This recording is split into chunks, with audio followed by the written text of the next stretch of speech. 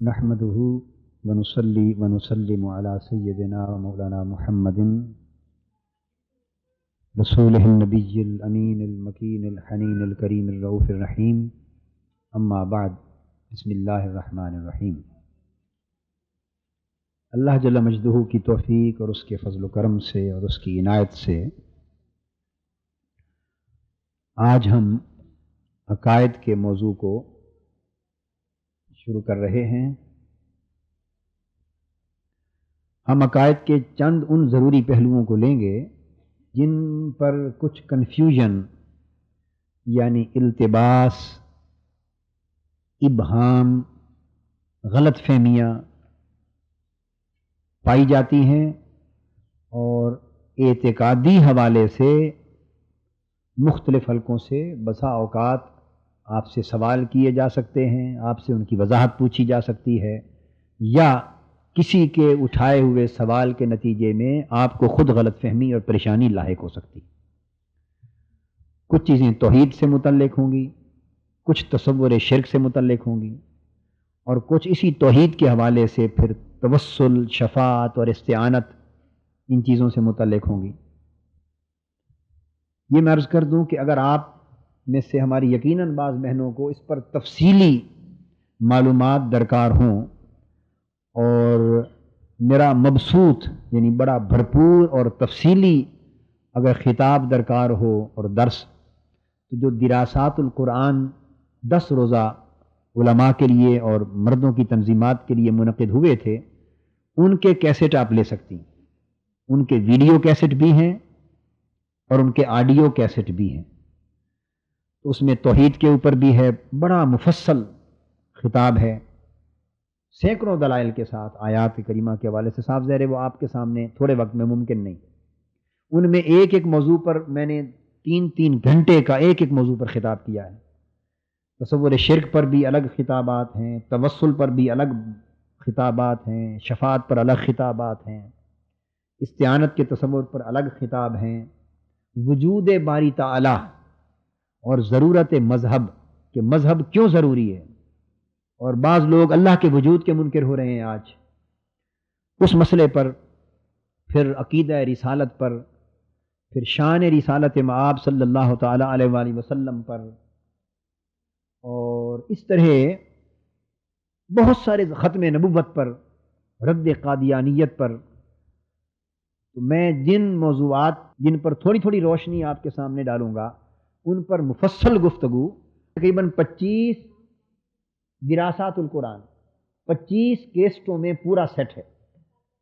ابھی جو ہوا ہے دراسات القرآن، اس نام کے ایک ہی ملیں گے، آپ دراسات القرآن کا پورا سیٹ لیں، ہر ایک کے اوپر عنوان لکھا ہوا ہوگا، کم و بیش 25 کیسٹوں میں عقائد کے موضوع پر ایک ایسا نادر مجموعہ ہے کہ اس طرح تفصیل سے ایک ایک موضوع پر پہلے کبھی کسی جگہ خطاب کا موقع نہیں ہوا۔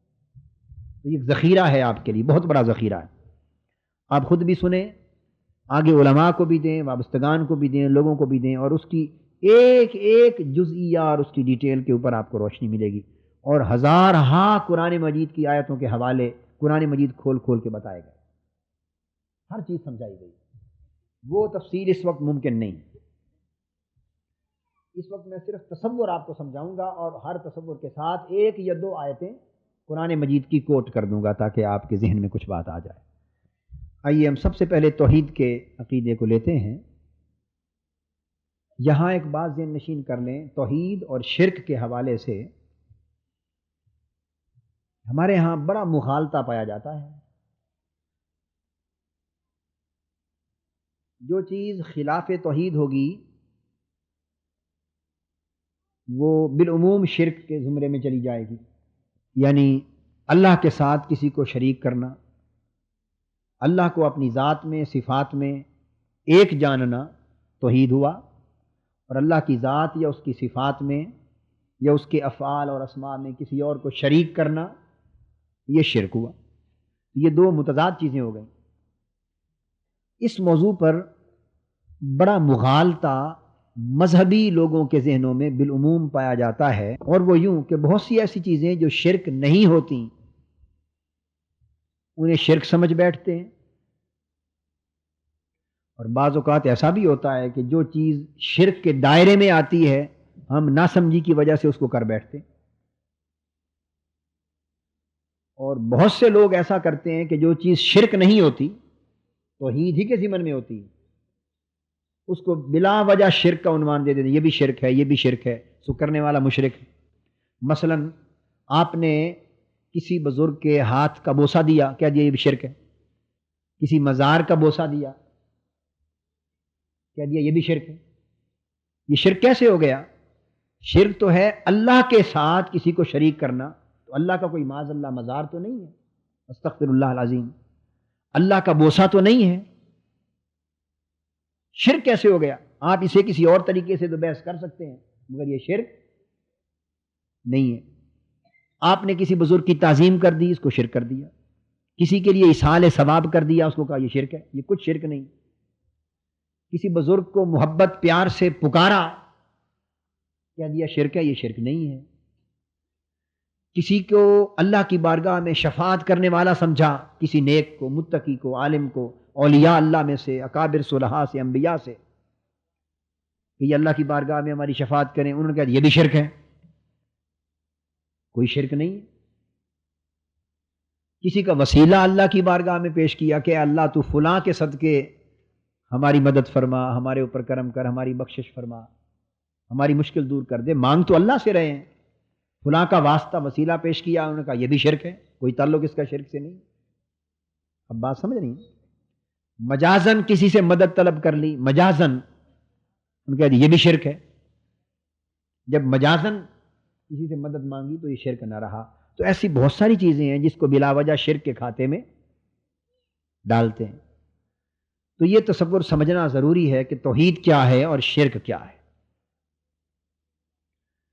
اب توحید کی دو قسمیں میں بتاؤں گا، ایک ہے توحید ربوبیت اور دوسری قسم ہے توحید الوہیت۔ توحید ربوبیت اور توحید الوہیت، الف لام واو الو، دو آنکھوں والی ہے، پھر یہ تے، یہ ہو جائے گا الہ سے، جیسے الہ نہیں لکھتے لا الہ الا اللہ، تو الہ سے الوہیت، اب لکھ لیا آپ نے، اور ربوبیت، رب سے ربوبیت۔ تو توحید کی دو قسمیں ہوئی، توحید ربوبیت اور توحید الوہیت۔ توحید ربوبیت کیا ہے؟ توحید ربوبیت یہ ہے اللہ کو ذات میں ایک ماننا، اللہ ایک ہے، دوسرا خدا کوئی نہیں، وہ تنہا ساری کائنات کا خالق و مالک، کوئی اور خالق نہیں، صرف اسی کی عبادت کرنا، سجدہ اور عبادت صرف اللہ کے لیے کرنا، کوئی اور عبادت کے لائق نہیں۔ اللہ کی صرف عبادت کرنا، کسی اور کو عبادت کے لائق نہ سمجھنا، صرف اللہ پر توکل کرنا۔ اب توکل کا معنی کیا ہے یہ بھی سن لیں، صرف اللہ پر توکل کرنا، بھروسہ کرنا۔ اب کوئی یہ سمجھے کہ اگر ہم یہ عقیدہ رکھیں کہ حضور علیہ السلام مجھ پہ کرم فرما دیں، حضور علیہ السلام میری حالت زار پہ رحم فرما دیں، حضور علیہ السلام ہمارے حال پہ لطف و کرم احسان فرما دیں، توجہ فرما دیں، اس کو توکل نہیں کہتے، اس کو توکل نہیں کہتے۔ آپ سمجھے؟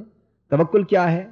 کوئی کام، یہ عقیدہ رکھنا کہ اس کام کا انجام اور آخری نتیجہ کس کے ہاتھ میں ہے؟ وہ اللہ کے ہاتھ میں، اس کو توکل کہتے ہیں۔ محنت کرنا آپ کا کام ہے اور نتیجہ اللہ چاہے تو آپ کامیاب ہو جائیں، چاہے تو کامیابی اور ناکامی جو آخری انجام اور نتیجہ ہے، بھئی وہ کس کے ہاتھ میں ہے؟ اللہ کے ہاتھ میں ہے۔ اس کا بھروسہ کرنا اللہ پر، اسے توکل کہتے ہیں۔ مثلا آپ علاج کر رہی ہیں ڈاکٹر کے پاس، تو معالج آپ کا ڈاکٹر ہے، وسیلہ تو وہی بنا ہوا ہے نا علاج کا، دوائی کھا رہے ہیں، ڈاکٹر وسیلہ بنا ہوا ہے، مگر شفا دینا یا نہ دینا کس کے ہاتھ میں ہے؟ تو یہ توکل کہتے ہیں کہ توکل اللہ پر ہے، علاج تو ڈاکٹر سے کروا رہی ہوں، محنت تو کر رہی ہوں، مگر شفا یاب فرمانا، یہ عقیدہ، اس کو کہتے ہیں توکل۔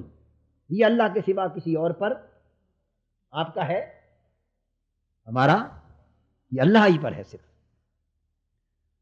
اسی طرح مالی باغ لگاتا ہے، بیج بوتا ہے، پھل لگاتا ہے،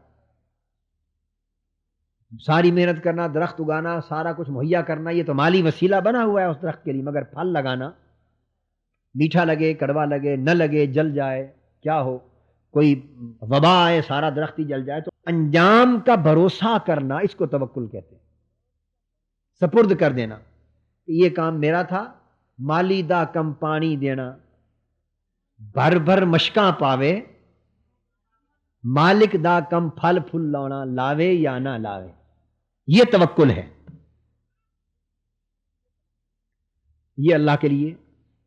دوستی دشمنی کسی سے اللہ کی رضا کے لیے، اعمال اللہ کی رضا کے لیے۔ توحید میں اگر یہ عقیدہ ہو تو اس کو کہتے ہیں توحید ربوبیت، توحید کہ ہمارا خالق اللہ ہے، ہمارا مالک اللہ ہے، پالنے والا اللہ ہے، خالق اللہ ہے، مالک اللہ ہے، انجام اسی کے ہاتھ میں ہے، توکل اس پہ کرتے ہیں، عبادت اسی کی کرتے ہیں، کسی اور کی عبادت نہیں کرتے۔ اس قسم کے عقائد صرف اللہ کے لیے رکھنا، یہ توحید ربوبیت ہے، توحید۔ اب سن لیں شرک کب ہوگا؟ توحید ربوبیت کے حوالے سے ہمیشہ ذہن میں رکھ لیں کہ جو کوئی کہے جی یہ شرک ہے، یہ شرک ہے، آپ اس کی بات پر کبھی نہ گھبرائیں، اس کی بات پر کبھی نہ گھبرائیں، وہ شور مچائے گا، آپ ثابت قدم رہیں، کیونکہ آپ کو بنیادی کنسپٹ دے دیا، ابھی آدھا دیا، آدھا آگے آ رہا ہے۔ اسے کہیں جی شرک کیسے ہوا؟ شرک تو ہے جہاں توحید مجروح ہو، میری بات آپ سمجھیں، شرک تو ہے جہاں، آپ یہ بتائیے کہ یہ شرک کون سی توحید کی تھی جس میں ہم نے کسی غیر کو شریک کر دیا ہے، تب آپ کو شرک کہنے کا حق ہے، ورنہ آپ اسے پکڑ لیں کہ تم مسلمان کو مشرک بناتے ہو، تمہیں شرم نہیں آتی، ظلم کرتے ہو، مسلمان کو مشرک بناتے ہو۔ اور اللہ پاک نے فرمایا جو کسی مسلمان کو کافر، مشرک یا ملعون، لعنتی کہے اور وہ اس کا حقدار نہ ہو تو وہ سارا کول پلٹ کر اس پر آتا ہے۔ آپ کیا کرتی ہیں؟ جس نے کسی نے کہہ دیا، اور جن کو پڑھایا ہوا ہوتا ہے وہ بھی آیتیں ان کو اور دائیں بائیں کی پڑھائی ہوئی ہوتی ہیں، اس کا کوئی تعلق ہی موضوع سے نہیں ہوتا، اس نے کوئی آیت پڑھ دی، آپ گھبرا گئے، آپ نے سمجھا یہ تو قرآن مجید کی آیت پڑھ دی۔ یہ بالکل اس طرح جیسے سادہ لوگ عربی زبان میں گفتگو کریں اور خدا جانے کیا کہہ رہے ہیں، آپ سمجھتے ہیں آیتیں پڑھ رہا ہے۔ اگر کوئی کہے کہ یہ شرک ہے تو سب سے پہلے تو کہیں کہ جس کو آپ نے شرک کہا، اگر آپ جواب اپنا یہاں سے شروع کریں تو میرا خیال ہے اس اعتراض کرنے والی کو اگلے جملے کی نوبت ہی نہیں آئے گی، وہیں فراغت ہو جائے گی اس کی۔ جب کوئی کہے یہ شرک ہے، اس کو پکڑیں، اسے کہیں بولے کیسے شرک ہے، توحید ربوبیت کے خلاف ہے یا توحید الوہیت کے خلاف؟ جب آپ اتنی بات کریں گے تو میرا خیال ہے وہ اتنے جملے سے ہی فارغ ہو جائیں گے، ہوگی یا نہیں؟ اس کو اتنا ہی نہیں آگے پتا ہو، وہ دائیں بائیں مارے گی، وہ جی فلاں قرآن میں، چھوڑیے باقی بات آگے کریں گے، پہلے متعین کریں یہ توحید ربوبیت کے خلاف ہے یا توحید الوہیت کے خلاف۔ اور جب یہ میدان متعین ہو جائے تو پھر کہیں کہ اس کی کس شک کے خلاف ہے، اس کی کس شک کے خلاف، شیخ واف شک، مثلا بوسہ لیا آپ نے مزار کا یا کسی بزرگ کا، ایمان کسی قدم چوم لیے، آپ کو تو میں نہیں کہوں گا، چونکہ عورتیں ہیں، مردوں کے جسموں کو مس کرنا جائز نہیں، مرد پیر ہو، شیخ ہو، ولی ہو، کتب ہو، غوث ہو، غیر محرم عورتوں سے جسم دبوائے، پاؤں دبوائے، ٹانگیں دبوائے، اپنے جسم چھوئے، ان کو ہاتھ لگائے، یہ سب حرام ہے، یہ سب، اور ایسے شخص سے بیعت کرنا بھی حرام ہے۔ تو جو حکم ہے شریعت کے احکام کے وہ ہر ایک کے لیے حکم ہے۔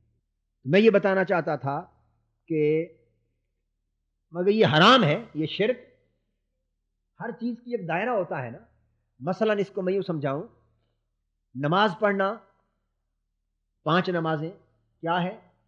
فرض ہے، اب فرض کے ساتھ کچھ سنتیں ہوتی ہیں، تو نماز میں کچھ فرض ہیں، کچھ سنتیں ہیں، کچھ نفل ہیں، گریڈ آ گئے نا، تو کچھ فرض ہوتا ہے، کچھ سنت ہوتا ہے، کچھ مستحب ہے۔ مستحب کہتے ہیں جو کر لیا تو ثواب، نہ کیا تو گناہ نہیں، مستحب ہوتا ہے، نفلی چیزیں ہوتی ہیں۔ کچھ مباح ہوتی ہیں، جائز، مباح، میم بے الف اور ہے، گول پیٹ والی ہے، مباح جائز، کر لیا تب بھی ٹھیک، نہ کیا تب بھی۔ اب میں اس کو تھوڑا کیٹیگرائز کر دوں آپ کو۔ مثلا آپ حضور سیدنا غوث العظم رضی اللہ تعالیٰ عنہ کے اثار ثواب کے لیے 11ویں شریف کرتے ہیں، خواجہ اجمیر کے لیے، حضور داتا گنج بخش کے لیے، سیدنا امام حسین کے لیے، اولیاء اللہ کے لیے، بزرگوں کے لیے، والدین کے لیے ختم دلواتی ہیں۔ ختم یہ سب کچھ کیا ہے؟ نہ فرض ہے، نہ واجب ہے، یاد رکھ لیں، نہ سنت ہے، بلکہ کیا ہے؟ مستحبات میں سے ہے۔ کیا؟ یعنی بنیادی طور پہ مباح اور جائز ہے۔ کیا؟ جائز ہے، اور چونکہ نیکی کا کام ہے، اس میں خیر ہے، اس لیے مستحب ہے۔ چونکہ خیر ہے اس لیے سو جو یہ کرتا ہے اسے ثواب ہے، جو نہ کرے گناہ نہیں۔ تو کلیئرٹی ہو گئی نا بات کی۔ اب آپ انگوٹھے چوم کے آنکھوں پہ رکھتی ہیں حضور علیہ السلام کے اسم پاک پر، یہ ہر پوائنٹ لکھتے آئیے۔ اس کو کہتے ہیں تکبیر بہامین، انگوٹھوں کو چومنا حضور کے اسم پاک پر صلی اللہ علیہ وسلم، آذان پر۔ آپ انگوٹھے چومنا لکھ لیں، آسان لفظ ہے، جو مشکل لفظ ہو اس میں نہ پڑھا کریں، چھوڑ دیا کریں، بعد میں بھی بھولتی رہیں گی آپ، کیا فائدہ اس کا۔ تو یہ مستحب ہے۔ یہ کیا ہے؟ بعض مستحب ایسے ہوتے ہیں جو بنیادی طور پہ مباح ہوتے ہیں، یعنی جائز، ان کا حکم موجود نہیں ہوتا، مگر ان کے اندر کوئی نفل، کوئی خیر کا کام ہوتا ہے، باعث ثواب اور باعث اجر پہلو ہوتا ہے، اس لیے اسے مستحب کہتے ہیں۔ اور بعض ایسے ہوتے ہیں مستحب، میم سین تے ہے ہا والی بے، مستحب باعث اجر۔ تو بعض ایسے ہوتے ہیں کہ جن کے پیچھے کوئی ضعیف حدیث یا صحابہ کا کوئی عمل، یہ حضور علیہ السلام کی کوئی حدیث بے شک مگر ضعیف ہی ہو، بے شک ضعیف بھی ہو، اس سے بھی عمل مستحب ثابت ہو جاتا ہے۔ اب آپ جب انگوٹھے چومیں گے تو کہیں گے یہ ضعیف حدیث، کوئی کہہ دے گا یہ بدعت ہے، آپ کہیں یہ سیدنا صدیق اکبر رضی اللہ تعالیٰ عنہ کی سنت ہے۔ اذان میں اسم پاک پر آپ نے انگوٹھے چوم کے آنکھوں پہ رکھے، جنہوں نے کیا؟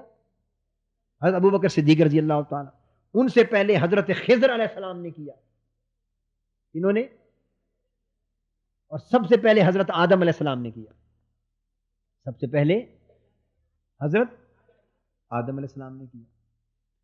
ہماری اپنی کتابوں میں تو یہ ہے ہی، ہماری کتابوں میں، مگر عیسائیوں کی انجیل برنباس میں بھی موجود ہے کہ آدم علیہ السلام کے انگوٹھوں کے ناخنوں میں حضور علیہ السلام کا اسم پاک لا الہ الا اللہ محمد رسول اللہ آیا، آپ نے چوم کر آنکھوں پر رکھا۔ یہ سنت وہاں سے شروع ہوئی، پھر سیدنا صدیق اکبر نے بھی چومے، اور حضور علیہ السلام نے فرمایا جو ایسا کرے میں اس کی شفاعت کروں گا، میں اس کی۔ کوئی کہنے والی آپ سے کہہ دے کہ یہ حدیث ضعیف ہے، تو یاد رکھ لیں حدیث ضعیف کا مطلب معاذ اللہ استغفر اللہ غلط حدیث نہیں ہوتا۔ غلط، اس کی مثال آپ یوں سمجھ لیں، ایک صحت مند آدمی ہے، کمزور ہے، جو کمزور ہے کیا وہ انسان ہی نہیں ہے؟ جو ضعیف ہے کیا وہ انسان ہی نہیں ہے؟ بولیے، ہے تو زندہ۔ تو مردہ اور ضعیف میں کوئی فرق ہے یا نہیں؟ سمجھ رہے ہیں نا آپ؟ تو صحت مند کے مقابلے میں تو کمزور ہوا، مگر مردہ کے مقابلے میں تو زندہ ہے۔ تو ضعیف حدیث علمی مثال نہیں ہے، مگر عام سمجھانے کے لیے، اہل علم کے لیے یہ نہیں ہے، مگر عام سمجھانے کے لیے آپ دے سکتی ہیں۔ تو ضعیف حدیث کو مطلب معاذ اللہ موضوع نہیں کہتے، موضوع یعنی ضعیف کو من گھڑت نہیں کہتے، من گھڑت کسی وجہ سے وہ کمزور ہے۔ تو قاعدہ یہ ہے کہ ضعیف حدیث سے فرض، واجب، سنت تو چلو ثابت نہیں ہوتا، مگر مستحب ثابت ہوتا ہے، یہ قاعدہ ہے۔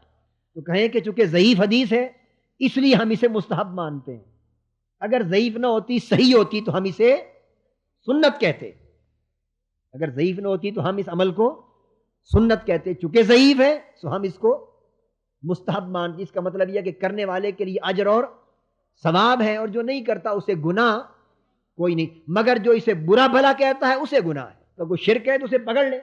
اللہ کے بندے، اتنی جہالت، شرک کہاں سے آ گیا؟ شرک تب ہوتا اگر یہ توحید ہوتی کہ اللہ کے نام پر انگوٹھے چوم پر آنکھوں پہ رکھے جائیں، اور اللہ کے سوا کسی اور کے نام پر انگوٹھے نہ چومے جائیں. اگر توحید میں یہ شرط ہوتی اور پھر ہم حضور علیہ السلام یا کسی اور کے لیے کرتے تو یہ اللہ کے لیے تو یہ خواص میں سے ہی نہیں. اب آپ بات کو سمجھ رہے.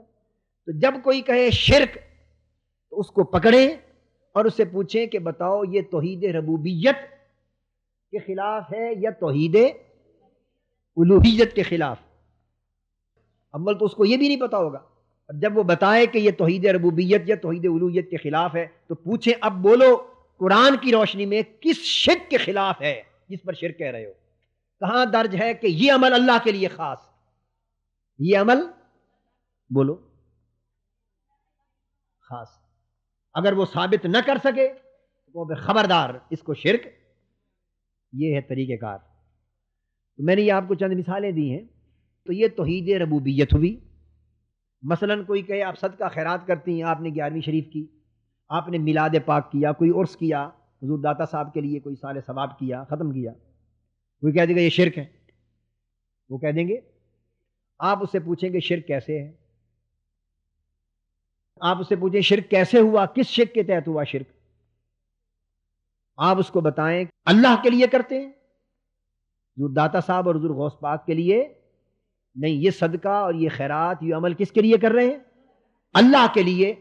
فقط اس کا ثواب ہم ان بزرگوں کو پہنچا رہے ہیں.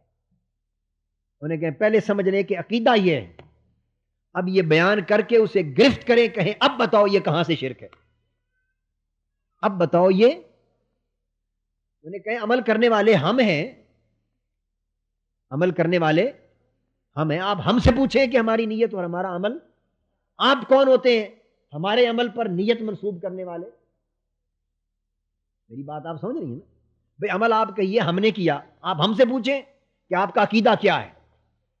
جب تک آپ نے ہم سے ہمارا عقیدہ اس پر نہیں پوچھا تو آپ کو حق ہے فتویٰ لگانے کا, شرک کہنے کا. آپ نے فالو کی نا بات. کہیں کہ ہمارا عقیدہ یہ ہے کہ یہ نظر اور نیاز کس کے لیے ہے, اس پہ سمجھ لیں. آپ یہ نہ کہا کریں یہ نظر نیاز حضور داتا صاحب کے لیے ہے, یہ نظر نیاز حضور غوث پاک کے لیے ہے. یہ مجازن کہا جا سکتا ہے, مجازن, مگر یہ زیادہ علمی بات ہو جائے گی, پھر آپ اس میں پھنس جائیں گی. میں آپ کو اس میں نہیں الجھانا چاہتا. مجازن یہ کہنا بھی جائز ہے. مجازن کیا, یہ کہنا مجازن بھی جائز ہے مگر حقیقتاً نہیں. نظر نیاز صدقہ خیرات عبادت ذبح سارا کچھ اللہ کے لیے ہوتا ہے. یہاں آپ کو کلیئرٹی ہونی چاہیے. وہ کہیں گے جی آپ کہہ رہے ہیں 11ویں حضور غوث پاک کی ہے. انہیں کہا اس لیے کہہ رہے ہیں کہ یہ جو 11ویں شریف صدقہ خیرات پکایا ہے اس کا ثواب حضور غوث پاک کی روح کو پہنچانا چاہتے, اس لیے نام لے رہے ہیں. ورنہ اس کا مطلب یہ نہیں کہ یہ صدقہ اور نیاز کس کے لیے ہے. آپ بات کو سمجھیں نا. اسے کہیں نظر نیاز صدقہ خیرات ایک عبادت ہے. یہ ایک صدقہ کرنا, خیرات کرنا, نظر دینا, یہ کیا ہے, ایک قسم کی عبادت ہے. انفاق فی سبیل اللہ کی راہ میں خرچ کرنا, خرچ کر رہے ہیں. خواہ وہ کوئی, یہ بھی آپ کو ضمن بتا دوں, وہ کہے گا جی آپ خرچ غریبوں کو تو دے نہیں رہے, آپ نے تو پڑوسیوں کو کھلا دیا, رشتہ داروں کو کھلا دیا. کہیں ہم غریبوں کو بھی دیتے ہیں, مگر کیا پڑوسیوں کو کھلانا عبادت نہیں؟ اطعام الطعام, کیا کھانا کھلانا, کیا یہ عبادت نہیں؟ بھئی اپنی بیوی بچوں پر خرچ کرنا بھی عبادت ہے. عید کے دن اپنے بچوں کو پیسے دینا بھی صدقہ ہے, یہ بھی عبادت, یہ بھی عبادت. اللہ پاک نے فرمایا خیر الصدقات ما کان عن ظہر غنى وابدأ بمن تعول. نہیں وہ 11ویں شریف اللہ کے لیے لفظ نہیں بولتے, کیونکہ ایک ہے نا, ایک ہے یہ 11ویں شریف اللہ تعالیٰ کے لیے ثواب غوث پاک کے, یہ جملے کوئی نہیں بولا کرتا, نہ ضرورت ہوتی. یہ چیزیں نیت کے لیے ہوتی, یہ چیزیں. اور 11ویں شریف چونکہ 11ویں ایک 11 تاریخ ہے اور 11 تاریخ کا تعلق حضور غوث پاک کے وصال سے ہے نا, اس لیے پھر نام ان کا لیتے ہیں. یہ چیزیں نیت کے لیے ہوتی ہیں. کیا مثلا میں اس کی مثال آپ کو دے دیتا ہوں. عقیقہ صدقہ ہے یا نہیں ہے؟ عقیقہ کس کے لیے ہے, مگر آپ کس کا نام لیتے ہیں؟ کیونکہ اس جو بچہ پیدا ہوا اس کے لیے کر رہے ہیں, مگر صدقہ کس کے لیے؟ تو کبھی آپ نے کہا بکرا ذبح کرنے سے پہلے بھئی یہ جو عقیقہ ہے تو اللہ کے لیے ہے مگر عقیقہ بیٹے کے لیے, کبھی ایسا کہا؟ علمی گرفت کریں. کیا علمی گرفت کریں. بھئی یہ جو کہتی ہو کہ 11ویں شریف پہ غوث پاک کا نام کیوں آ گیا، پوچھیں عقیقے کا بکرا ہو اور تمہارے بیٹے کا نام آ جائے تو حلال ہے، اور ان پر غوث پاک کا نام آ گیا، یہ کہاں سے حرام نکلا؟ کیا عقیقہ جو صدقہ کرتی ہے وہ اللہ کے لیے نہیں ہے؟ کچھ پلے پڑ رہا ہے یہ نہیں؟ اللہ کے لیے ہے کہ نہیں صدقہ؟ یہ تو کہیے کہ وہ صدقہ اللہ کے لیے نہیں کسی اور کے لیے، تو اللہ کے لیے صدقہ ہے، مگر نام کس کا آیا؟ عقیقہ بیٹے کا۔ مطلب کیا کہ بھئی صدقہ خیرات اللہ کے لیے کر رہے ہیں تاکہ بیٹے کی پیدائش کی خوشی بھی منائی جائے، اور اللہ پاک اس صدقے کی برکت سے اس کو عمر درازی دے، برکت دے، بلائیں ٹالے۔ اسی طرح بہت سی چیزیں ایسی ہیں۔ مسجد کا نام کیا ہے؟ کیوں نہیں نام لکھا اس کا جامع اللہ؟ اشرفیہ کن کے نام پر ہے؟ مولانا۔ تو مسجد پر ان کا نام آ جائے حلال ہے، اور بکرے پر حرام ہے، چاولوں پر حرام ہے؟ کیوں مسجد کا نام جامعہ اشرفیہ رکھا؟ میری بات آپ سمجھیں، نسبت رکھی نا۔ تو مسجد کس کا گھر ہے؟ واضح دو ٹوک اللہ کا گھر ہے، مگر نام کس کا رکھا ہے؟ اللہ کا یا کسی اور کا؟ تو شرک نہیں ہوا؟ نہیں ہوا۔ تو انہیں بتائیں جو وجہ یہاں ہوئی ہے شرک نہ ہونے کی، وہی وجہ وہاں ہے شرک نہ ہونے کی۔ مطلب یہ ہے کہ ہم بھی جانتے ہیں کہ مسجد اللہ کی ہے، آپ بھی جانتے ہیں، مگر اس کے باوجود آپ نے ایک بزرگوں کے نام پر نسبت رکھی ہے۔ ہم بھی جانتے ہیں 11ویں شریف، میلاد شریف، ختم، درود، یہ ساری نظر نیاز سب کچھ اللہ کے لیے ہے اور اس کے سوا غیر کے لیے جائز نہیں ہے، مگر چونکہ ثواب ان بزرگوں کو پہنچانا ہے لہذا انہی کے نام کی نسبت پہ اس کو کہہ رہے ہیں۔ اصال ثواب کی وجہ سے نسبتاً نام لے رہے ہیں۔ کیا نسبتاً؟ اور اس طرح کتنے بے شمار مساجد ہیں پاکستان میں، آپ گھومیں کہ جو لوگ ان کو ناجائز کہتے ہیں اور اپنی مسجدوں اور مدرسوں کے نام علماء کے نام پر رکھتے ہیں یا نہیں رکھتے؟ تو یہ میں نے آپ کو اس ضمن میں مثال دی۔ اب یہاں ایک حدیث آپ کو سنا دیتا ہوں۔ ایک حدیث پاک میں ہے، مشکات شریف میں ہے۔ کس میں؟ مشکات شریف۔ ایک صحابی ہے حضرت سعد رضی اللہ تعالیٰ عنہ، حضرت سین عین دال سعد رضی اللہ، حضور علیہ السلام کی بارگاہ میں آئے، مشکات میں حدیث، اور آ کے عرض کیا یا رسول اللہ صلی اللہ علیہ وسلم میری والدہ فوت ہو گئی ہے، اور اگر وہ ان کو وصیت کا موقع نہیں مل سکا، اگر وہ زندہ رہتی تو پانی خیرات کرنے کی وصیت کرتی، میں ان کی خدمت کرنا چاہتا ہوں فوت ہو جانے کے بعد۔ اب کوئی آپ سے کہے کہ کچھ کی سند حدیث میں ہے، ان چیزوں کی حدیث سے کوئی سند، اب وہ ثبوت دینا چاہتا ہوں، تو یا رسول اللہ صلی اللہ علیہ وسلم میں خدمت کرنا چاہتا ہوں والدہ کے فوت ہو جانے کے، تو فوت ہو جانے کے بعد خدمت کس طرح ہو سکتی؟ ہاتھ پاؤں دبا کر ہو سکتی؟ کھانا کھلا کے؟ فوت ہو گئی تو خدمت کیسے ہوتی؟ صدقہ و خیرات۔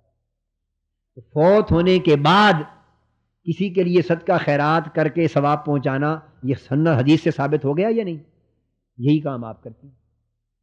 تو عرض کیا یا رسول اللہ میں کیا کروں؟ آپ نے فرمایا ایک کنواں اپنی والدہ کے نام پر کھدوا دو، ایک کنواں اپنی والدہ کے نام پر کھدوا دو، اور اس کا نام رکھ دیا یہ سعد کی ماں کا کنواں، سعد کی۔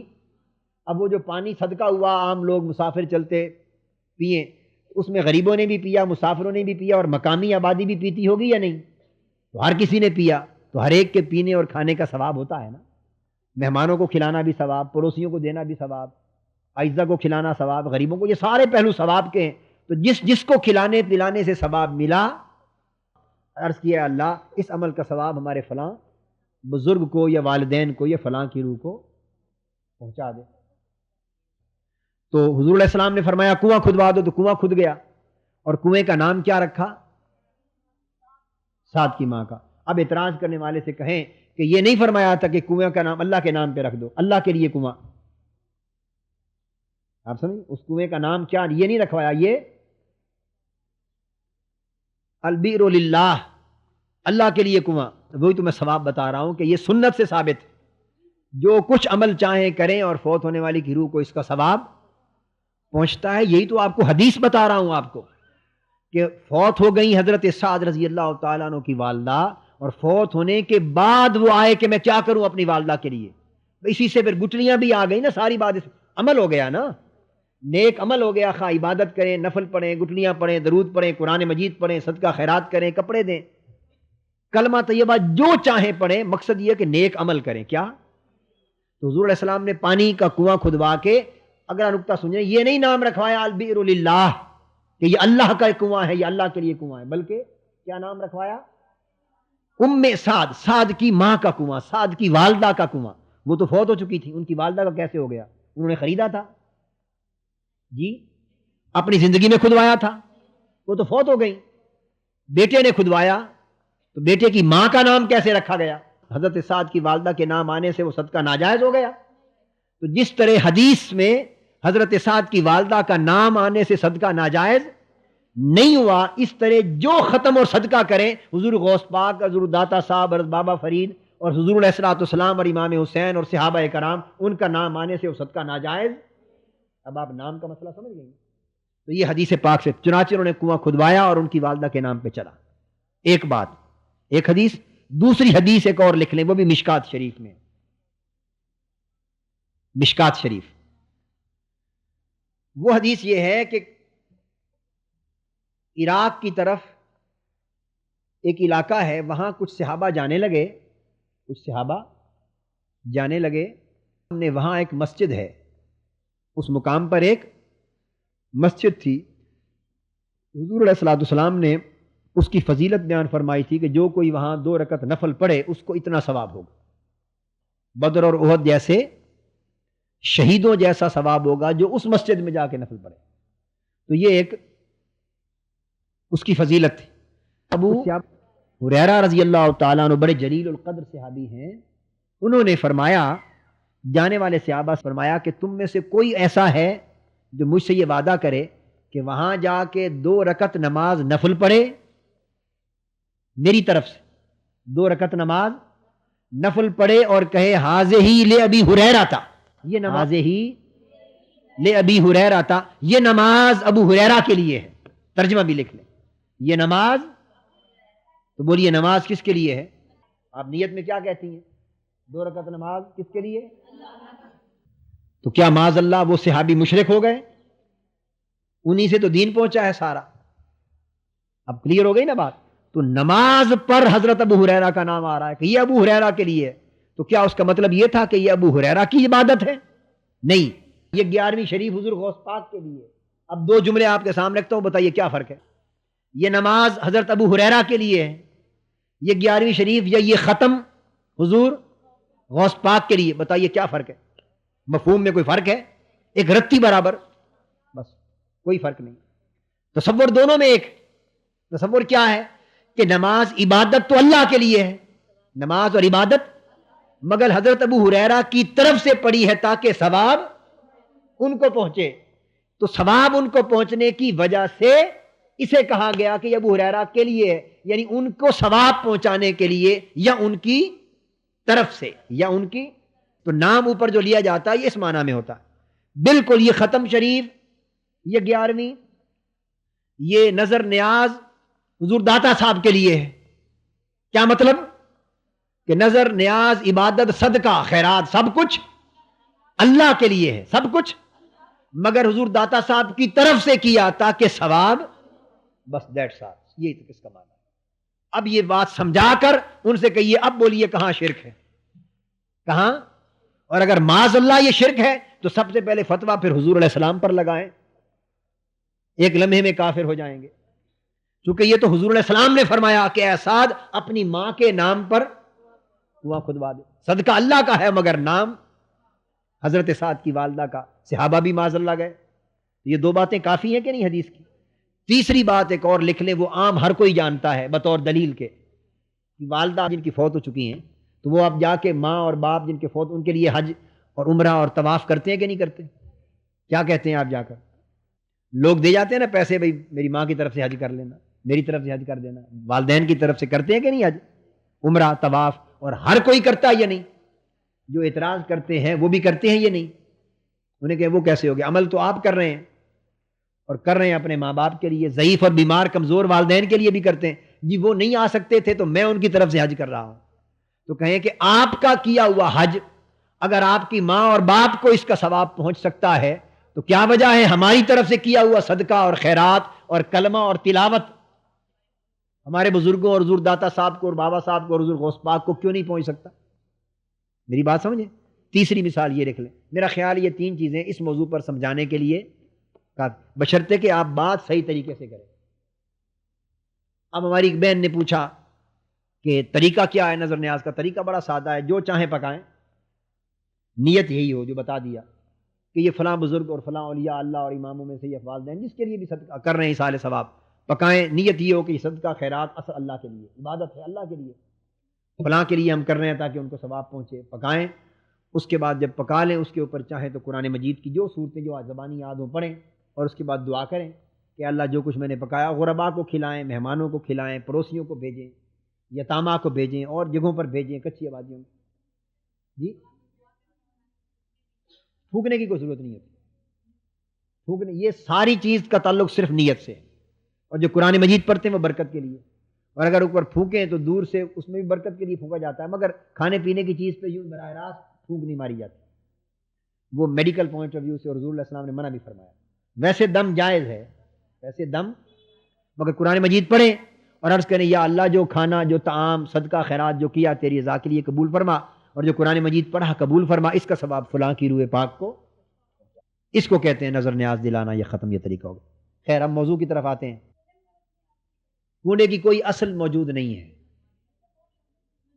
کنڈے کی کوئی اصل موجود، آپ سیدنا امام جعفر صادق کا ختم دلا سکتی ہیں مگر ان کی تاریخ پر یہ کنڈے شیعوں نے جاری کی ہے، ایک رسم، یہ شیعوں کی جاری کردہ رسم ہے۔ پھر ہم لوٹ کے آ گئے اس بات پر کہ جو کہے شرک ہے اسے کہیں کہ یہ توحید ربوبیت کے خلاف ہے یا توحید الوہیت، اور جب متعین ہو تو اس سے پوچھیں بولیے اس میں سے کون سی شرک ہے جو توحید کے لیے خالص تھی اور آپ نے اس کے لیے شرک ثابت کیا، وہ متعین کریں۔ شرک ایسا عمل ہے جو اللہ کے لیے خاص تھا اور وہ توحید تھا، اور وہ غیر کے لیے کیا جائے تو تب شرک بنتا ہے۔ بتائیے کون سا یہ عمل ہے جو اللہ کے لیے خاص؟ عقیدہ واضح ہونا چاہیے۔ اس کے بعد ہے توحید الوہیت، یہ بڑا باریک نقطہ ہے سمجھنے والا۔ ایک ہماری بہن نے پوچھا، ضمن عرض کر دوں، یہ مزارات پر عورتوں کے جانے کے بارے میں سوال کیا۔ وہ قبروں پر عورتوں کا اس طرح اکٹھا جمگھٹا بنا کے منع ہے، مگر اس منع کا صرف ایک شرط ہے کہ جمگھٹا بنا کے جانا، اکٹھا جانا، بین کرنا، رونا بین کرنا قبروں پر جب بے پردگی ہو یا اختلاط ہو مردوں عورتوں کا، اس وجہ سے منع ہے۔ اگر آپ باپردہ جائیں، محرم کے ساتھ جائیں، یا عورتوں کے لیے انتظام الگ ہو، جیسے حضور داتا صاحب میں اور کئی مزارات پر عورتوں کے لیے انتظام الگ ہوتا ہے، اور شر اور فتنہ پیدا نہ ہو، الگ جائیں، حاضری دیں، زیارت کریں، دعا کریں، عبادت کریں، واپس آ جائیں، یہ جیسے مردوں کے لیے حلال ہے ویسے تو جو منع ہے عورت کو، انہیں کہیں عورت کے لیے کوئی عبادت ممنوع نہیں ہے۔ منع ہونے کی تو کوئی اور ریزن ہوتی ہے نا، منع ہونے کی تو اور ریزن ہے، اس کی وجہ یہ ہے کہ رقیق القلب ہوتی ہیں، اس کی مراد بھی یہ کہ جو اپنے عیزہ کی قبروں پر جاتی ہیں پھر بین کرنے لگ جاتی ہیں، کچھ عورتیں کوئی روتی ہیں، کبھی پاک ہوئی، کبھی صورت نہ ہوئی جانے کی، کبھی اختلاط ہوا، مرد عورت ہوئے، فتنہ پیدا نہ ہو، بھائی یہ چیزیں ساری اگر محفوظ ہوں نہ ہو تو پھر مردوں کے لیے جائز ہے تو عورتوں کے لیے بھی جائز ہے۔ بیٹے جائز حکم ہے، حدیث پاک حضور علیہ السلام نے فرمایا کنت نہیتکم عن زیارت القبور الا فزوروها، میں تمہیں پہلے حدیث پاک میں قبروں پر جانے سے روکتا تھا، حضور علیہ السلام نے فرمایا شروع میں قبروں پر جانے اور قبروں کو دیکھنے سے روکتا تھا، اب سن لو خبردار، اجازت دے رہا ہوں اور حکم دے رہا ہوں کہ جایا کرو اور قبروں کی زیارت کیا کرو۔ ابتدائی دور میں منع فرمایا، وہ جب اس شرک کا اور کفر کا دور تھا اور صحیح آداب معلوم، تو جب تعلیمات دے دی بھئی یہ کام نہیں کرنے اور یہ کام، اس کے بعد حضور السلام نے اس نعام دے دیا اور فرمایا الا فزوروها، خبردار تمہیں اجازت دے رہا ہوں، حکم دے رہا ہوں کہ جایا کرو اور زیارت کیا کرو۔ فإنها تذکر الآخرہ، عام قبریں تو وہاں جائیں تو اس سے آخرت اور اپنی موت یاد آتی ہے، لہٰذا یہ اجازت ہے، حکم ہے ہر ایک کے لیے کہ جائیں۔ اور اگلی بات نوٹ کر لیں، حضرت سیدہ عالم فاطمۃ الزہرا رضی اللہ تعالی عنہا خود ہر جمعرات کو یا جمعہ کی صبح جنت البقیع تشریف لے جاتی تھی، یہ نوٹ کر لیں، اس سے بڑی ثبوت اور کیا ہو گئی۔ اور دیگر صحابہ صحابیات بھی جاتی تھی، جو رشتہ داروں کی عام قبریں ہوتی ہیں، اگر بتیاں جلانا، چراغ جلانا جائز نہیں، عام پھول ڈال سکتے ہیں بشرطے گیلے پھول ہوں. اس کی حکمت یہ ہے کہ گیلے پھول جو ہیں یا گیلے پتے یہ تسبیح کرتے ہیں. گیلے پتے، گیلے پھول، گیلی ٹہنیاں، کھجور کے پتے، درخت گیلے، یہ کیا کرتے ہیں؟ اللہ کی تسبیح کرتے ہیں. یہ قبروں پہ ڈالیں اس نیت سے کہ اللہ کی تسبیح کریں گے، اور جہاں اللہ کا ذکر ہوتا ہے وہ اللہ کی رحمتیں اترتی ہیں، تاکہ ان کی تسبیح سے قبر والے پر اللہ کی رحمتوں کا نزول ہوگا. یہ ہے عقیدہ. وہ بھی جائز ہے، جائز ہے. وہ چڑیاں آ کے چگ گئیں، پتے تسبیح کیے، تو یہ ایک صدقہ ہو گیا کچھ پرندوں کے لیے، اور کچھ تسبیح کی پتوں نے، پھولوں نے. محرم میں لوگ کرتے ہیں تسبیح، پتے ڈالتے ہیں. ہم لوگ خود بھی کھجوروں کے یا گیلے پتے، اس طرح پھول وغیرہ. اس کی سند کوئی پوچھے کہاں سے ہے؟ سند بخاری شریف میں حدیث. کیا؟ حضور علیہ الصلوۃ والسلام کے ساتھ صحابہ تھے، آپ گزرے ایک قبر، دو قبروں کے پاس. کہاں سے؟ اور آپ نے فرمایا صحابہ کو کہ یہ دونوں قبر والے جن کو عذاب ہو رہا ہے، ان کو عذاب ہو رہا ہے. عرض کیا یا رسول اللہ صلی اللہ علیہ وسلم کیوں؟ فرمایا ایک چغلی کرتا تھا، دوسرا فرمایا کہ پیشاب کے چھینٹے اس کے کپڑوں پر پڑتے تھے اور کپڑے پاک نہیں رکھتا تھا. یہ کپڑوں کو پاک رکھنا کتنا ضروری. فرمایا ان دو چیزوں کی وجہ سے دونوں قبر والوں کو عذاب ہو رہا ہے. تو پھر حضور علیہ السلام نے کیا کیا؟ اب سنیے حدیث پاک. آپ نے صحابی سے فرمایا سامنے کھجور کے درخت کے پتے توڑ کے لاؤ. آپ نے کھجور کے پتے لے کے چیر کر ایک قبر پہ بھی رکھ دیے اور دوسرے پر بھی رکھ دیے پتے، اور فرمایا اب انشاءاللہ ان کے عذابوں میں تخفیف ہو جائے گی، کمی ہو جائے گی. تو قبروں پر درخت کے پتے رکھنا حضور علیہ الصلوۃ والسلام کی بولیے. تو باقی پھول سب چیزیں اسی ضمن میں آ گئی نا، یہ سب پتے ہی ہیں. تو یہ سنت ہوئی. کیوں؟ کہ وہ ذکر کرتے ہیں. جب قبر پر ذکر ہوگا اللہ کا تو اللہ کی رحمت اترے گی. اب یہاں سے اگلا مسئلہ بھی سمجھا دوں. قبر پہ کچھ لوگ قرآن مجید پڑھتے ہیں، تو کسی نے کہا جی یہ کہاں سے جائے گا؟ یہ بھی یہیں سے ثبوت مل گیا. ان پتوں کے رکھنے سے عذاب کیوں کم ہوا؟ ان پتوں کے رکھنے سے عذاب کیوں کم ہوا؟ صرف اور صرف ایک ہی وجہ تھی کہ وہ زندہ سبز پتے تھے، اللہ کی تسبیح کرتے، اور جس قبر کے اوپر اللہ کا نام لیا گیا، تسبیح ہوئی، تو اس پر اللہ کی رحمت اتری. کیونکہ حدیث میں جہاں اللہ کا ذکر ہوتا ہے اللہ کی رحمت اترتی ہے. تو قبر پر اللہ کی رحمت اتری، اور اللہ کی رحمت اترنے کا معنی یہ ہے کہ عذاب میں کمی ہوئی. تو جب پتوں کی تسبیح سے عذاب میں کمی ہوئی، تو اگر اللہ کے بندے اس پر قرآن مجید پڑھیں اور درود پاک پڑھیں تو اس پر اللہ کی رحمت نہیں اترے گی اور بخشش نہیں ہوگی. بھئی یہ سادہ جواب ہو گیا اس کا. دوسری قسم میں عرض کر رہا تھا توحید الوہیت. توحید الوہیت کے 5 تقاضے ہیں. کتنے؟ نمبر 1، نظام کائنات کا خالق اور اس پر قادر صرف اللہ ہے. یہ عقیدہ توحید ہے. اور توحید کی کون سی قسم؟ توحید الوہیت. اگر یہ عقیدہ کسی اور کے لیے رکھیں گے تو کیا ہوگا؟ شرک ہوگا. آپ کسی اور کے لیے یہ عقیدہ رکھتی ہیں؟ خواہ حضور علیہ الصلوۃ والسلام کی ذات پاک ہی ہو. حضور علیہ السلام کی ذات اقدس سے بڑھ کر تو ساری کائنات میں کوئی اور ہستی نہیں. کیا ان کو آپ کائنات کی خالق، مالک اور قادر مطلق مانتی؟ بس بات ختم ہو گئی. نہ پوری کائنات کا یہ عقیدہ کسی کے بارے میں، اور نہ کائنات کے کسی جزوی نظام کے بارے میں نہیں. یہ عقیدہ اللہ کے لیے، یہ توحید. نمبر 2، صحت، بیماری، نفع، نقصان، ان سب چیزوں کا مالک کیا؟ لفظ کیا میں نے بولا؟ مالک. لکھیں اس کو موٹا کر کے لکھیں، اللہ ہے. اور نفع و نقصان کا مالک. یہ عقیدہ کسی اور کے لیے رکھنا، کسی اور کے لیے شرک ہے. اللہ کے لیے رکھنا توحید. اب یہاں ایک فرق ہے، سمجھانا چاہتا ہوں. میں نے لفظ مالک کو کہا کہ موٹا کر کے لکھ لیں.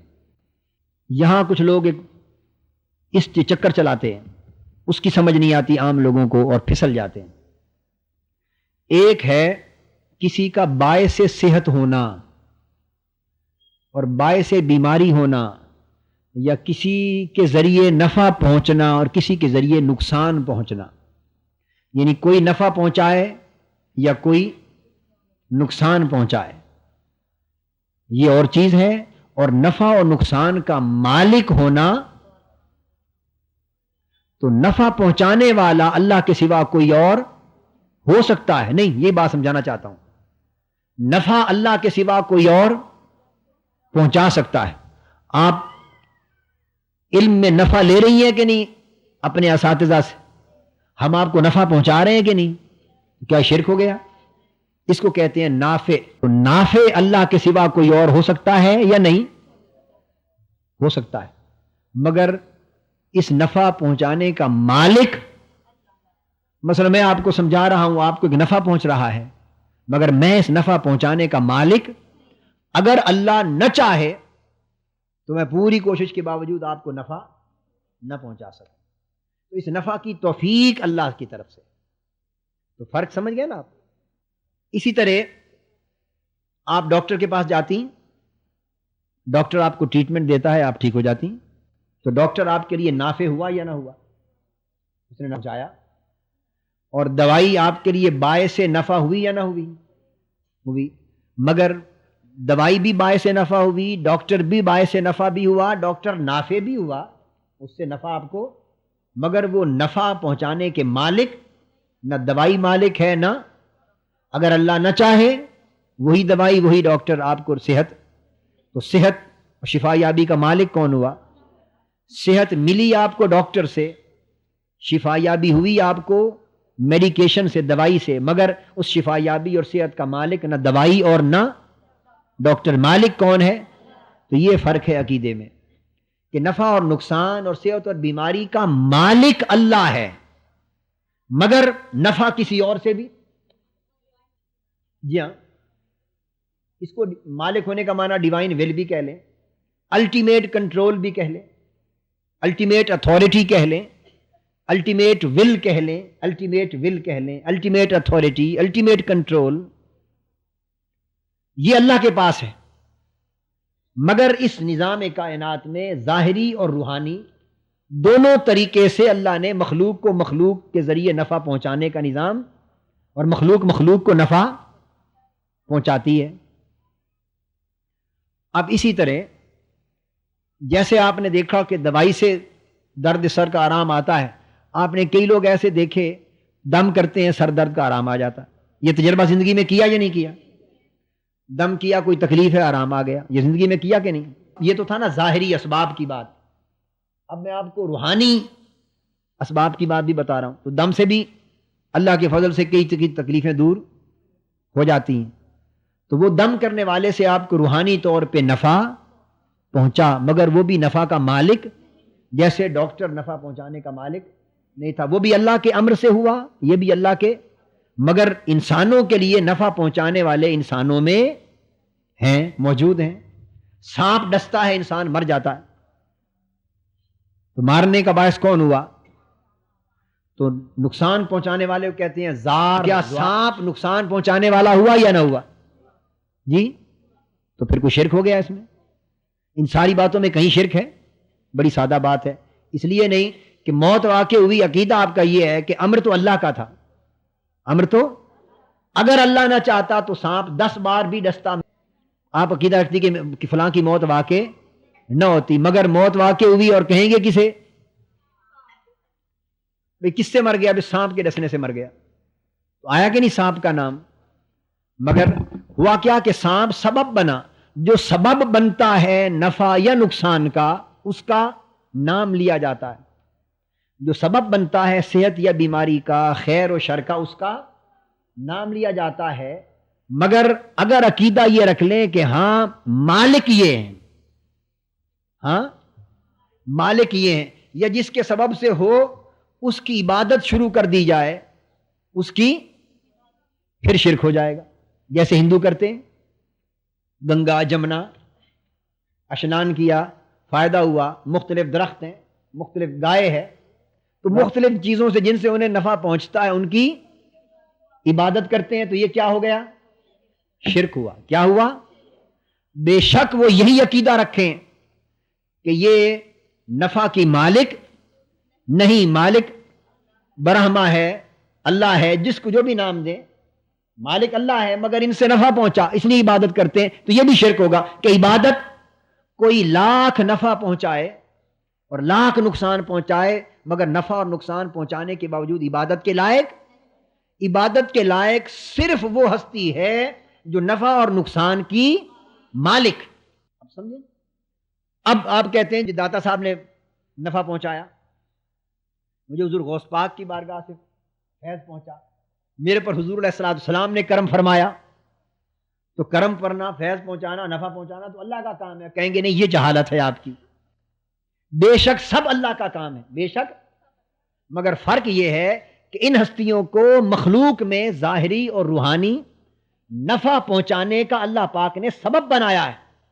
یہ نفع پہنچاتے ہیں، ظاہر والوں کو ظاہری نفع پہنچاتے ہیں، باطنی طلب والوں کو باطنی نفع پہنچاتے ہیں، باطنی فیض دیتے ہیں، کرم کرتے ہیں، توجہ فرماتے ہیں، شفقتیں کرتے ہیں، ان کے ہاں سے بہت کچھ ملتا ہے، مگر عقیدہ یہ ہے کہ مالک اس نفع کے ہوتا اللہ کے امر سے ہے، ہوتا اللہ کے امر سے۔ تو جب عقیدے میں یہ بات واضح ہو گئی تو اب کسی کو نافع سمجھنا، کسی کو نافع سمجھنا جائز ہوا، مگر اس کو نفع و نقصان کا مالک سمجھنا شرک ہوا۔ یہ دو باتوں میں باریک فرق آپ نے سمجھ لیا۔ اگر یہ فرق بیان کریں گی تو میں نہیں سمجھتا کہ کوئی خاتون اختلاف کرنے والی آپ کے سامنے ٹک سکے۔ اب وہ شروع کریں گی کوئی نفع نہیں پہنچا سکتا اللہ کے سوا، کوئی نقصان نہیں پہنچا سکتا اللہ کے سوا، انہیں کہیں کہ یہ جو تصور ہے اس کا معنی ہے کہ در حقیقت اللہ کے سوا کوئی نقصان اور نفع، یعنی اللہ نہ چاہے، اللہ نہ چاہے تو آپ کو حضور داتا صاحب کی بارگاہ سے فیض، اللہ نہ چاہے تو حضور علیہ السلام کی بارگاہ سے بھی آپ کو فیض، اللہ نہ چاہے تو حضور غوث پاک کی بارگاہ سے بھی آپ کو فیض، اور اللہ نہ چاہے تو آپ کو اپنے استاد کے پاس سے بھی فیض، مرشد کے پاس سے بھی فیض نہیں مل سکتا۔ تو عقیدہ بڑا کلیئر ہے۔ ہم جب کہتے ہیں کہ فلاں سے فیض ملا، فلاں سے نفع ہوا، فلاں نے میرے حال کو درست کر دیا، فلاں نے بہتر کر دی، فلاں نے یہ، فلاں کی بارگاہ سے مجھے یہ عطا ہوا، تو اس کا مطلب یہ ہے کہ وہ اللہ کے اس کرم کا سبب بنے، اللہ کی اس مدد کا سبب بنے، اللہ کی بارگاہ سے اس نفع کا سبب اور ذریعہ بنے، اور اللہ کی بارگاہ سے اس نعمت کا ذریعہ بنے، سبب بنے۔ تو جو ذریعہ بنتا ہے ہم زندگی میں اس کا نام، جیسے ڈاکٹر کا نام لیتے ہیں، فلاں نے مار دیا، ڈرائیور کے مقدمہ 302 کا کر دیا، ڈرائیور نے مار دیا، تو مارنے والا کون ہے؟ وہ عدالت میں جا کے بیان دے جی میری کیا مجال، میں کون ہوں مارنے والا؟ مارنے والا تو اللہ ہے، میری تو یوں ہی گاڑی کے نیچے آ گیا، میرا کیا قصور، مارنا تو اللہ نے تھا اور اللہ ہی نے مارا، اس سے چھوٹ جائے گا۔ ایک نے گولی چلا دی، تلوار سے قتل کر دیا، ایک آدمی کو شوٹ کر دیا، آپ نے پرچہ کر دیا، وہ عدالت میں بیان دے جی میری گولی کی کیا مجال کسی کو مارے، زندگی موت کا مالک اللہ ہے، اللہ ہی نے مارا، اس پر پرچہ کرو معاذ اللہ۔ کیا ایسا ہو سکتا ہے؟ آپ عدالت کیا کہے گی اور آپ کیا کہیں گے؟ ٹھیک ہے زندگی موت کا مالک اللہ ہے، مگر اس کی موت کا سبب شوٹ تم نے کیا گاڑی کے نیچے، تو جس نے گاڑی کے نیچے کیا، جس نے شوٹ کیا، جو سبب بنا، آپ نے اسے ذمہ دار ٹھہرایا یا نہیں؟ بولیے نا۔ تو جس کے ہاتھوں آپ کو نقصان پہنچا آپ نے اسے ذمہ دار ٹھہرایا، حالانکہ نقصان پہنچانے یا نہ پہنچانے کا مالک۔ تو جس کے ہاتھوں نقصان پہنچے آپ اسے ذمہ دار نقصان کا ٹھہراتے ہیں، اور جس بزرگ کے ذریعے فائدہ پہنچے اسے ذمہ دار نہیں ٹھہرائیں گے؟ اس سے بڑی ناشکری کیا ہوگی؟ میری بات آپ کی سمجھ میں آ رہی ہے نا؟ تو اس پوائنٹ کو ذہن نشین کر لیں، لکھ لیں اس بات۔ بھائی زندگی میں جس کے ہاتھوں نقصان پہنچے اسے ذمہ دار ٹھہراتے ہیں، اور جس کے ذریعے فائدہ پہنچے اور نفع پہنچے اور فیض پہنچے اس کا نام نہ لے، کیوں نہ نام لے؟ وہ بھی ذمہ دار ہوا۔ یہ نظام قدرت ہے کہ بعضوں سے نفع پہنچ رہے ہیں، بعض فیض دے رہے ہیں، بعضوں سے خیر مل رہا ہے، بعضوں سے شر۔ تو یہ سارا نظام جو ہے اس کا مطلب یہ ہے کہ امر اللہ ہی کا ہے، مالک اللہ ہے۔ اب یہ روحانی ما فوق الاسباب بھی آ جائیں، ملائکہ سے فیض پہنچتا ہے کہ نہیں؟ ملائکہ استغفار کرتے ہیں، ملائکہ سے نور ملتا ہے، ملائکہ زمینوں میں آتے ہیں، فیض لیتے ہیں، دیتے ہیں، ملائکہ حفاظت کرتے ہیں، قرآن مجید میں سب کچھ موجود ہے۔ تو ملائکہ سے فائدہ پہنچا؟ نظر نہیں آتے، غائبانہ ہے، فائدہ پہنچاتے ہیں۔ دور و نزدیک سے بھی حضرت عمر فاروق رضی اللہ تعالیٰ عنہ خطبہ جمعہ دے رہے تھے، خطبہ، اور ملک نہامند میں، کہاں؟ نہامند میں صحابہ کا قافلہ گیا ہوا تھا، لشکر، اور ان کے پیچھے سے جو پہاڑ کی آڑ، اس کے پیچھے سے کفار حملہ کرنے لگے۔ سیدنا فاروق اعظم رضی اللہ تعالیٰ عنہ نے اونچی آواز سے کہا، یا ساریہ الجبل، اے ساریہ پہاڑ کی آڑ لے، یعنی پیچھے سے حملہ ہونے والا ہے، 900 میل دور تھے، دیکھ بھی لیا اور آواز دی اور ان کو آواز پہنچی اور انہوں نے اپنی حفاظت کر لی، تو سیدنا فاروق اعظم رضی اللہ تعالیٰ انہوں نے نفع پہنچایا یا نہیں پہنچایا؟ جی، تو کیا شرک ہوگا؟ نہیں۔ اور دور سے پہنچایا یا نزدیک سے؟ یہ نقطے لکھ لیں۔ بعض کہتے ہیں جی ٹھیک ہے سامنے سے تو یہ اسباب میں ہو جاتا ہے، مگر آپ دور سے نفع کی بات کر، دور سے کون پہنچا سکتا ہے نفع؟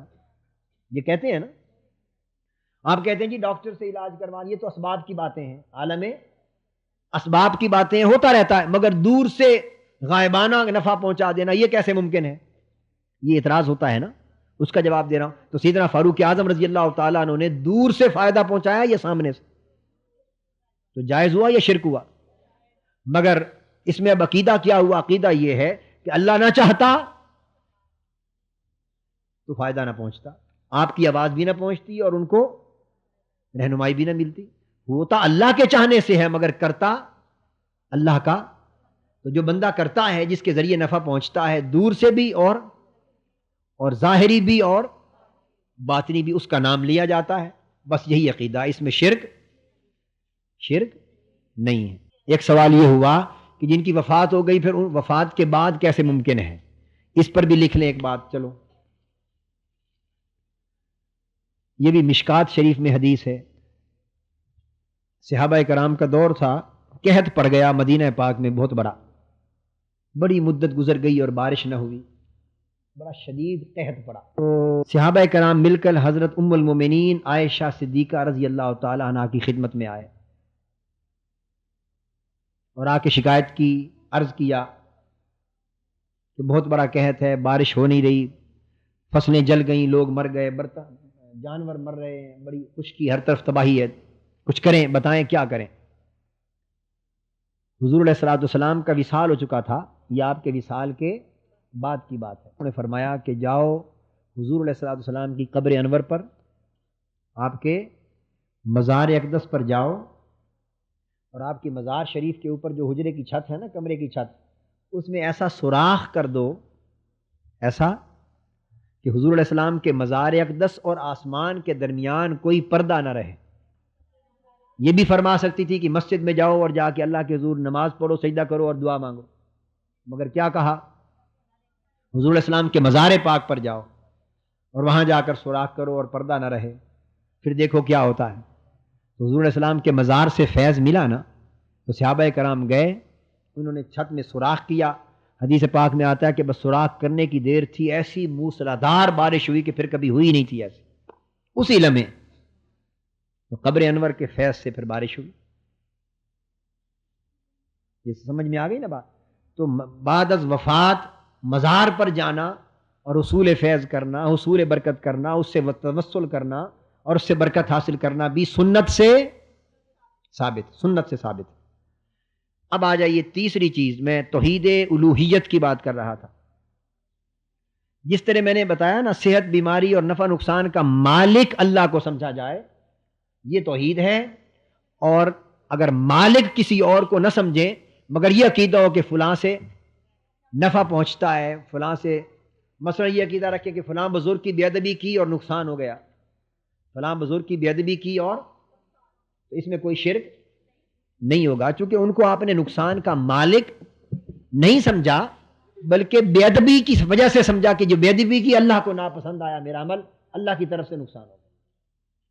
نقطہ آپ سمجھ گئے نا؟ ایک یہاں مثال اور بھی لکھ لیں۔ آپ کو معلوم ہے حضرت یعقوب علیہ السلام کی بینائی جاتی رہی تھی سیدنا یوسف علیہ السلام کے غم میں رو رو کر، قرآن مجید کی سورہ یوسف میں ہے۔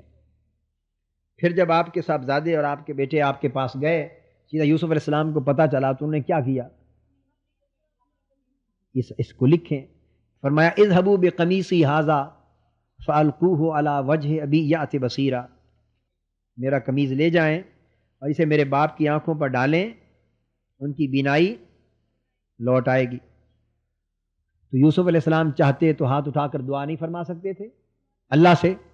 نبی ہیں، وہ بھی پیغمبر اور وہ بھی پیغمبر، یہ دعا کا انکار نہیں کر رہے مگر بتا رہے ہیں کہ دعا کے علاوہ بھی طریقے ہیں، اس کے علاوہ بھی طریقے ہیں بزرگوں سے، انبیاء اور اولیاء سے فیض پہنچنے کے، اور ان کے وسیلے سے اس میں وسیلے کی بات بھی آ گئی، لکھ لیں یہ وسیلے کا مسئلہ بھی آ گیا.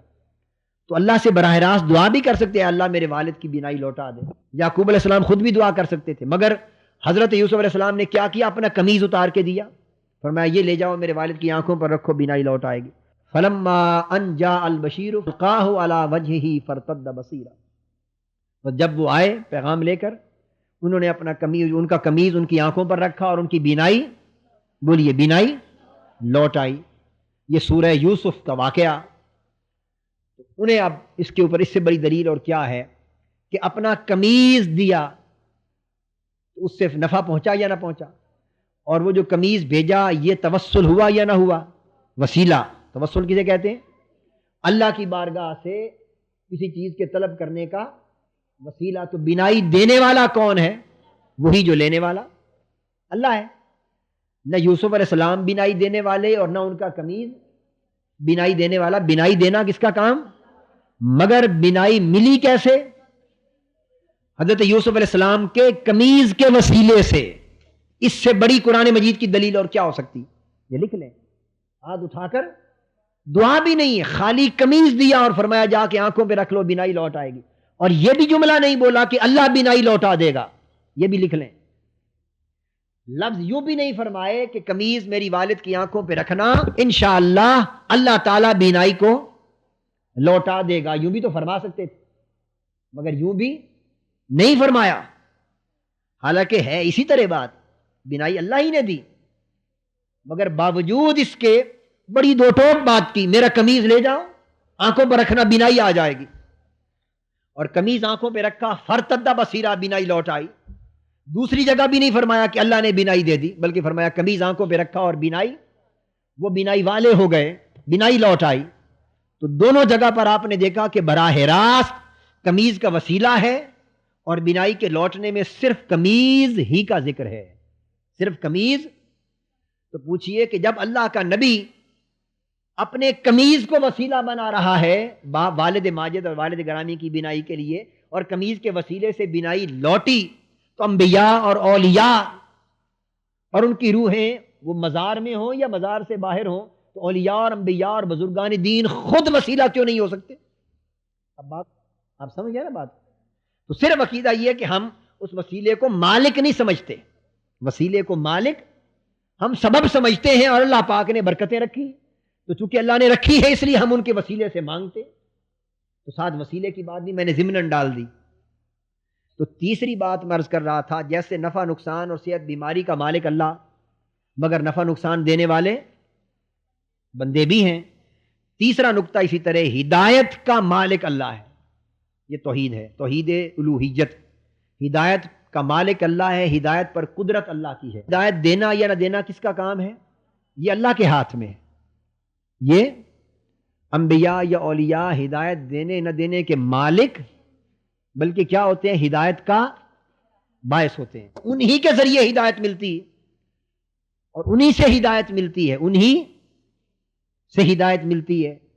وہ ہدایت پہنچاتے ہیں، وہ ہدایت کے لیے آتے ہیں، ہم ان سے ہدایت لیتے ہیں، مگر ہدایت کا مالک اور ہدایت کی قدرت اللہ کی مانتے. اب کوئی کہے نا جو قرآن مجید میں لکھا ہے جی آپ جس کو چاہیں ہدایت نہیں دے سکتے، تو کہیں اس کا مطلب یہ ہے بھائی ہدایت آپ کی قدرت میں نہیں، ہدایت آپ کی، مگر ہدایت دینے کا باعث تو حضور علیہ السلام. یہ پوری دنیا کو جو ہدایت ملی کن کے ذریعے ملی؟ حضور صلی اللہ تعالیٰ علیہ وسلم کے ذریعے ملی، مگر ہدایت کی قدرت اور مالکیت اللہ کی. چوتھی بات کیا ہے توحید الوہیت میں؟ رزق، رازق اللہ کو سمجھنا. رازق حقیقی معنی اس کا کیا ہے؟ رازق کا مطلب حقیقتاً رزق اللہ کے ہاتھ میں. کیا یہ عقیدہ رکھتے ہیں کہ ہمارا رزق حضور علیہ السلام کے ہاتھ میں، یا اولیاء اللہ کے ہاتھ میں؟ رازق کون ہے؟ ہم تو حضور علیہ السلام کے بارے میں عقیدہ رکھتے ہیں کہ وہ اللہ کا رزق اور اللہ کی نعمتیں تقسیم فرماتے ہیں. کیا؟ قاسم ہیں، تقسیم فرماتے ہیں، اور حضور علیہ السلام کے صدقے سے ہم کو رزق اور نعمتیں ملتی ہیں. مگر رزق کا مالک کون ہے؟ جب حضور علیہ السلام کے بارے میں یہ عقیدہ نہیں رکھتے تو اولیاء اللہ کے بارے میں کب رکھ سکتے ہیں؟ رازق کون ہے؟ تو یہ سب چیزیں ذہن میں رکھ لیں کہ اس میں ساروں کے اندر مفہوم مالک ہونے کا پایا جاتا ہے. کیا؟ باعث کا نہیں. باعث اور ذریعہ ہونا اور وسیلہ ہونے کا، یہ چیزیں مخلوق کے لیے جائز ہیں. مخلوق کے لیے مثلا آپ ملازمت کرتے ہیں، دفتر آپ کے رزق کا باعث بنتا ہے یا نہیں؟ کوئی کسی شخص کے پاس ملازم ہے، اس کا مالک اس کے رزق کا باعث اور ذریعہ وسیلہ بنتا ہے یا نہیں؟ تو ذریعہ باعث وسیلہ تو سارا کام ہی مخلوق کا ہے، خواہ ظاہر میں ہو اور خواہ باطن میں ہو. مگر مالک بھئی اگر مالک کسی اور کو سمجھ لیا تو تب شرک ہوگا. اس کے بعد آخری چیز علم غیب ذاتی، علم غیب ذاتی لفظ لکھنے. یہ عقیدہ کس کے لیے ہے کہ ذاتی طور پر علم غیب کس کے پاس ہے؟ یعنی علم غیب کا مالک. مطلب کیا ہوا؟ علم غیب کا مالک، مگر وہ اپنے انبیاء کو عطا کرتا ہے. بولی اپنے انبیاء کو عطا کرتا ہے. جب یہ عقیدہ رکھ لیا کہ اللہ عطا کرتا ہے اور اللہ کے عطا کرنے سے انبیاء کو علم غیب ہے تو پھر شرک. اور اگر یہ کہا کہ انہیں ذاتی ہے تو شرک اور کفر ہو گیا. تو ذاتی طور پہ علم غیب ہونا کس کی شان ہے؟ اللہ کی. کوئی کہے گی یہ کہاں لکھا ہوا ہے کہ اس طرح اللہ عطا کرتا ہے علم غیب؟ قرآن مجید میں بہت سی جگہیں ایسی ہوں گی جہاں اللہ کے سوا کوئی غیب نہیں جانتا. اللہ کے سوا لا یعلم من فی السماوات والارض الغیب الا اللہ. آسمانوں اور زمینوں میں جو بھی ہے غیب اللہ کے سوا کوئی نہیں جان. اس قسم کی بہت سی آیتیں آپ کو پڑھ کے تو وہ گمراہ کر دیں گے. یہ دیکھو لکھا ہوا ہے اللہ کے سوا کوئی غیب نہیں جانتا، آپ کہتے ہیں حضور علیہ السلام غیب جانتے ہیں. انہیں کہیں اس کا مطلب کیا ہے کہ ذاتی طور پر اللہ کے سوا کوئی غیب، اور انبیاء اور حضور علیہ السلام کے بارے میں عقیدہ یہ ہے کہ اللہ پاک حضور کو علم غیب پر مطلع فرماتا ہے. کیا؟ اطلاع. تو حضور کو غیب پر کیا کیا اللہ نے؟ مطلع فرمایا.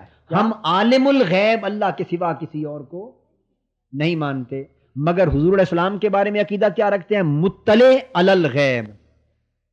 مثلا ایک چیز آپ کو معلوم نہیں تھی، اب میں نے درس کے ذریعے آپ کو بتا دی. ایک خبر آپ کو معلوم نہیں تھی، وہ خبر میں نے آپ کو دے دی، تو آپ کیا کہیں گے؟ مجھے اس کی اطلاع مل گئی. تو جب کوئی کسی کو بتا دیتا ہے تو وہ مطلع ہو جاتا ہے. تو اللہ پاک کے علم غیب اور حضور علیہ السلام اور انبیاء کے علم غیب میں فرق کیا ہے؟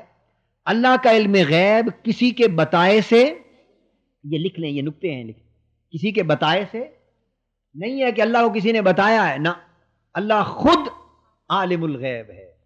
اور انبیاء کی شان علم غیب میں کیا ہے؟ کوئی پوچھے انبیاء کو علم غیب ہے، کہیں ہاں ہم عقیدہ رکھتے ہیں انبیاء کو علم غیب ہے، مگر عالم الغیب نہیں ہے. وہ مطلع کیے جاتے ہیں غیب پر. اللہ ان کو جتنا چاہتا ہے غیب کا علم عطا کرتا ہے. اور حضور علیہ السلام کی شان یہ ہے کہ ساری کائنات کا علم حضور علیہ السلام کو عطا فرمایا اللہ پاک نے. ساری اور پوری امت کا اور ساری کائنات کا علم عطا فرمایا. چونکہ حضور نبی جو ساری کائنات کے ہوئے نبی، تو حضور علیہ السلام کو عالم الغیب نہیں کہیں گے، بلکہ کیا کہیں گے؟ مطلع علی الغیب. اب کوئی کہے جی اس کی دلیل کیا ہے؟ اس کے لیے آیت لکھ لیں، سورہ آل عمران 4 پارہ اور آیت نمبر 179 179. اللہ پاک نے فرمایا وما کان اللہ لیطلعکم علی الغیب ولکن اللہ یجتبی من رسلہ من یشاء. میں نے مطلع کا لفظ بتایا نا آپ کو. اب یہ بتائیں کہ یہ مطلع کا لفظ عین قرآن مجید میں ہے. لوگوں اللہ پاک کی یہ شان نہیں کہ تمہیں اپنے غیب پر مطلع کرے. اللہ تعالیٰ عام لوگوں کو غیب پر مطلع نہیں فرماتا، بلکہ کیا کرتا ہے؟ وَلَٰكِنَّ اللَّهَ يَجْتَبِي مِن رُّسُلِهِ مَن يَشَاءُ. وہ غیب پر مطلع کرنے کے لیے رسولوں میں سے جسے چاہتا ہے چن لیتا ہے. تو قرآن مجید سے ثابت ہو گیا نا کہ رسول سارے اللہ کے چنے ہوئے اللہ کے. تو رسولوں کو اللہ پاک اپنے غیب کے لیے چنتا ہے اور انہیں غیب پر مطلع کرتا ہے. سو رسول کیا ہوں گے؟ مطلع علی الغیب. انہیں کہیں کہ ہم عالم الغیب نہیں مانتے حضور کو، ہم حضور علیہ السلام کو اور انبیاء کو مطلع علی الغیب مانتے ہیں. اور یہ قرآن سے ثابت ہے کہ ذاتی طور پر کوئی نہیں جانتا تا وقت کہ اللہ کسی کو مطلع نہ فرمائے، اور اللہ نے انبیاء کو مطلع کر رکھا. وہ سورہ الجن 29واں پارہ اور آیت نمبر 27. آیت نمبر 27 اس میں اللہ پاک نے فرمایا عالم الغیب فلا یظہر علی غیبہ احدا الا من ارتضی من رسول. اللہ عالم الغیب ہے، یعنی اللہ غیب کا جاننے والا ہے، اور اپنے غیب پر کسی کو آگاہ نہیں کرتا، اپنا غیب کسی پر ظاہر نہیں کرتا، الا من ارتضی من رسول، مگر رسولوں میں سے جسے چاہتا ہے ان کو عطا کرتا ہے۔ اب یہ دو آیتیں اگر یاد کر لیں تو کافی ہیں آپ کو، ویسے بہت سے مقامات ہیں، بہت سے مقامات قرآن مجید میں۔ اس سے ثابت کیا ہوا؟ کہیں کہ قرآن مجید نے یہ کہاں کہا ہے کہ اللہ پاک علم غیب عطا بھی کسی کو نہیں کرتا؟ یہ نقطہ لکھیں، جو اس مسئلے پر آپ سے کوئی بحث کرے اسے کہیں کہ کسی کو علم نہیں، اس پر تو ہمارا اختلاف نہیں، کیونکہ اس کا مطلب یہ ہے کہ ذاتی طور پر کسی کو علم غیب۔ آپ یہ بتائیے قرآن مجید میں یہ کہیں ہے کہ اللہ انبیاء اور اولیاء کسی کو عطا بھی نہیں کرتا اور کسی کو مطلع بھی نہیں کرتا؟ اگر یہ ہے تو وہ مقام دکھائیں۔ ہمارا تو عقیدہ بھی ہے کہ ذاتی طور پر انبیاء کو بھی علم غیب نہیں، کسی کو بھی نہیں، صرف اللہ کے پاس، مگر ہمارا عقیدہ یہ کہ انبیاء کو اللہ نے عطا کیا ہے۔ اب ایک آیت اور لکھیں، پارہ نمبر 12 سورہ ہود، دو آنکھوں والی ہے، آیت نمبر 49، اس میں فرمایا تلک من انباء الغیب نوحیہا الیک، مانا یہ کہ اے رسول یہ باتیں جو ہم آپ کی طرف وحی فرما رہے ہیں یہ غیب کی خبروں میں سے۔ وہ یہ قرآن مجید نے جو حضور کی طرف وحی فرمائی اللہ نے، اور جس سے حضور کو آگاہ فرمایا، اس کو غیب کہا یا نہیں؟ وہ جو میں نے آپ کو ابو بے قمیصی ہاتھ نہیں دکھایا تھا آپ کو، میرا قمیص لے جائیں اور میرے والد کی آنکھوں پر ڈالیں، بینائی لوٹ آئے گی، وسیلہ کے لیے، وہ بھی حوالہ لکھ لیں، سورہ یوسف پارہ 13 آیت نمبر 93، اور دوسری آیت بتائی تھی جب قمیض لائے اور ڈالا تو بینائی لوٹ آئی، اس کی آیت نمبر 96۔ اب یہ بات جو قابل توجہ ہے، تو بعض کہتے ہیں جی اگر اللہ نے بتا دیا، وہی بھیج دی، یا حضور کو خبر دے دی، تو جس کی اطلاع کر دی وہ غیب کیسے رہا؟ یہ بھی اعتراض کرتی ہیں بعض، نہیں سنا آپ نے؟ کوئی یہ کہہ سکتا ہے، اس کے لیے میں نے یہ دو آیتیں سورہ ہود اور یوسف کی لکھائی ہیں کہ اللہ نے حضور کو اطلاع کی، وہی بھیج دی، مگر پھر بھی اس کو کیا کہا؟ غیب کی خبریں، غیب کی خبریں۔ وہ اس لیے کہ وہ کسی کے دیکھنے سے نہیں معلوم ہوئی، وہ اللہ نے حضور کو عطا کی، تو یہ غیب کی خبریں ہیں۔ اور ایک آیت اس میں لکھیں، سورہ تکویر پارہ نمبر 30 آیت نمبر 24، اس میں حضور علیہ الصلوۃ والسلام کی شان میں بیان فرمایا گیا وما ہوا علی الغیب بضنین۔ یہ جو میں نے حوالے لکھائے ہیں نا، یہ آج قرآن مجید کھول کر آپ سارے پڑھ لیجئے، اور تلاوت شروع ہے آپ کی جو میں نے صورتیں بتائی تھیں۔ وما ہوا علی الغیب بضنین، اس کا معنی یہ ہے کہ یہ رسول حضرت محمد صلی اللہ تعالی علیہ وآلہ وسلم، اے لوگو تمہیں غیب کے بتانے میں ہرگز بخیل نہیں، یعنی بخیل نہیں کا معنی کیا ہے کہ یہ روکتے نہیں، جو غیب ان سے پوچھتے ہو تمہیں بتاتے ہیں۔ علم غیب نہ ہو تو کوئی بتا سکتا ہے؟ علم غیب نہ ہو پاس تو کوئی، تو حضور علیہ السلام کی شان میں وما ہوا علی الغیب بضنین کہ یہ رسول حضرت محمد مصطفیٰ صلی اللہ علیہ وسلم غیب کے بتانے میں بخیل۔ تو اس آیت کریمہ نے واضح طور پہ کہہ دیا کہ حضور علیہ السلام کو اللہ پاک نے علم غیب کا بڑا خزانہ اور بڑا ذخیرہ عطا کیا ہے، اتنا کہ حضور نہ صرف جانتے ہیں غیب کو بلکہ بتاتے بھی ہیں، بیان بھی کرتے ہیں، اور بخل بھی نہیں کرتے۔ یہ سورہ تکویر کی آیت بہت بڑی ضروری جو یاد رکھنے والی۔ تو یہ میں آپ کو جو نقطہ سمجھا رہا تھا، موضوع یہ تھا کہ علم غیب کا مالک کون ہے؟ تو ذاتی علم اللہ کا ہے، حضور علیہ السلام کو اور انبیاء کو۔ تو جب عطائی کا عقیدہ رکھ لیا تو شرک نہ رہا تھا۔ کوئی آپ کو یہ بھی کہہ سکتا ہے، اس میں آخری بات، کوئی کہے جی آپ بھی کہتے ہیں حضور کو بھی ساری کائنات کا علم ہے، کلی ہے، اور اللہ پاک کو بھی سارا ہے، کلی ہے، تو فرق کیا ہوا؟ فرق کیا ہوا؟ دو فرق سمجھانا چاہتا ہوں۔ ایک فرق یہ کہ اللہ کا ذاتی اور حضور علیہ الصلوۃ والسلام کا عطائی، ایک فرق۔ دوسرا فرق بھی سمجھ لیں اور بتائیں کہ دوسرا فرق یہ کہ ہم جب حضور علیہ السلام کے علم اقدس کو، علم مبارک کو کلی کہتے ہیں تو یہ کلی با اعتبار مخلوق ہے، کلی با اعتبار، اور اللہ کا علم کلی با اعتبار خالق ہے۔ حضور علیہ السلام سارا علم، کیا سارا علم رکھ کر اللہ کی عطا سے سارا علم جان کر بھی اللہ کے علم کے مقابلے میں حضور کا علم جز ہے، مخلوق کے مقابلے میں کل ہے، یہ نوٹ کر لیں. یعنی ساری مخلوقات کے مقابلے میں جتنا ساری مخلوق کو دیا ان ساروں سے زیادہ ساری کائنات کا حضور علیہ السلام کو دیا، تو ہمارے لحاظ سے کل ہے. مگر اس کل کی نسبت اگر اللہ پاک کے علم کی طرف کریں تو پھر اللہ کے علم کے سامنے حضور کا علم جزئی ہے، جزئی، اور اللہ کا حقیقی کل ہے، اس کا اور حضور کے علم کا کوئی مقابلہ. اور یہ لکھ لیں، کہیں کہ ہمارا یہ عقیدہ اتنا مقابلہ بھی نہیں اللہ کے علم اور حضور علیہ السلام کے علم کے درمیان جتنا ایک قطرہ اور 7 سمندر کا مقابلہ ہوتا، اتنا بھی نہیں. اب قطرے اور سمندر کی کوئی ہے آپس میں نسبت؟ مگر اس کی تو پھر بھی کوئی نسبت بن جائے گی نا. بھائی اتنے کروڑ ارب خرب گنا زیادہ ہے قطرے سے سمندر، کچھ نہ کچھ تو بنا لیں گے نا. ابھی صاحب رکھیں، ہمارا عقیدہ یہ ہے کہ جتنی نسبت سمندر کے مقابلے میں قطرے کو ہے، ہم اللہ کے علم کے مقابلے میں انبیاء اور حضور علیہ السلام کے علم کو اتنی نسبت بھی نہیں دیتے، کیونکہ اللہ خالق ہے اور حضور علیہ الصلوۃ والسلام. تو بتائیے جب عقیدے میں یہ 2 باتیں واضح ہو گئیں تو اب رہا کوئی شرک کا اندیشہ؟ تو یہ اب جب آپ سے کوئی شخص بات کرے تو ذہن میں رکھ رہے انہیں کہیں کہ یہ نکتے ہیں توحید کے. کون سے؟ توحید ربوبیت اور توحید الوہیت کے یہ نکتے ہیں. سمجھے؟ 5 وہ بتائے میں نے اور 5 انہیں بتائیے. اب اگر آپ کہیں جی یہ کام شرک ہے، یہ عقیدہ شرک ہے، اب اسے پکڑیں، اسے کہ بتائیے کس شرک اور کس نکتے کی بنیاد پر یہ شرک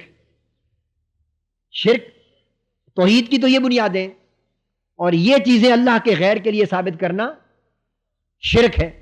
اب یہ جو آپ اس عمل کو شرک کہہ رہے ہیں کس بنیاد پر؟ اسے کہیں آپ جاہل ہیں اور آپ کو اتنا بھی نہیں پتا کہ توحید کیا ہے اور شرک کیا ہے.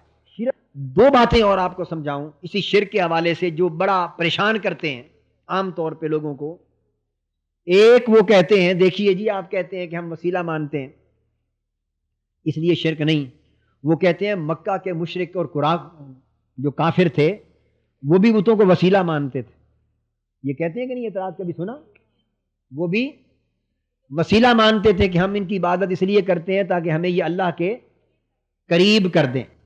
آپ بھی یہ کہتے ہیں کہ داتا صاحب اور بزرگوں کو ہم اللہ کے مانتے کہ اللہ کے ہمیں قریب کر دیں گے. یہ شور مچاتی ہیں. یہ آیت کریمہ سورہ زمر پارہ 24 آیت نمبر 3 ہے. ما نعبدہم الا لیقربونا الی اللہ زلفا. کفار اور مشرکین سے جب پوچھا جاتا کہ تم بتوں کی پوجا کیوں کرتے ہو، سمجھ لیں اس بات کو، تم ان بتوں کی پوجا، وہ بتوں کی عبادت کرتے تھے کیا؟ اور جب ان سے پوچھا گیا کہ تم ان کی عبادت کیوں کرتے ہو تو انہوں نے جواب دیا. وہ جواب اس قرآن مجید کی آیت میں ہے جو وہ دلیل لاتے ہیں.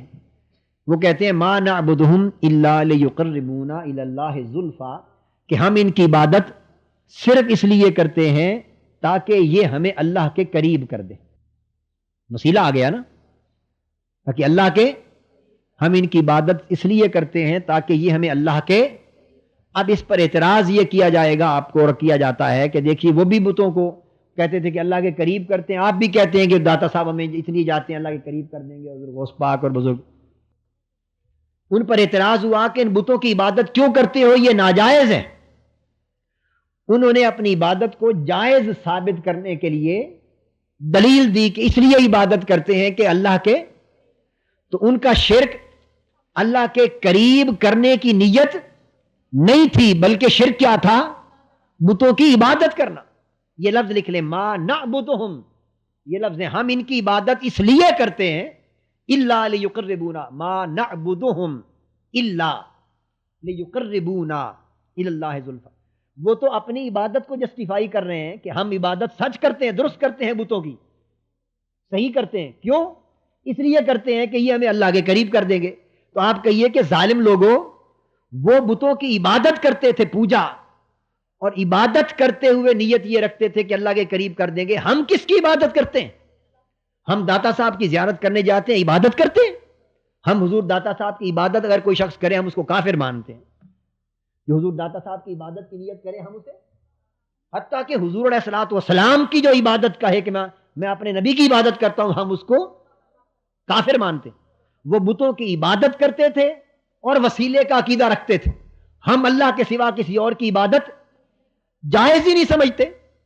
اب جب وہ بنیاد ہی ختم ہو گئی تو اب اللہ کا قرب چاہنا اور قریب کرنا اس کے اوپر بحث ہی نہ رہی. اب بات کو سمجھیں تو آپ یہ سمجھائیں گی جو شرک ہے وہ اللہ کے قریب کر دینے کا تصور، یہ وجہ نہیں ہے شرک، بلکہ شرک کیا ہے؟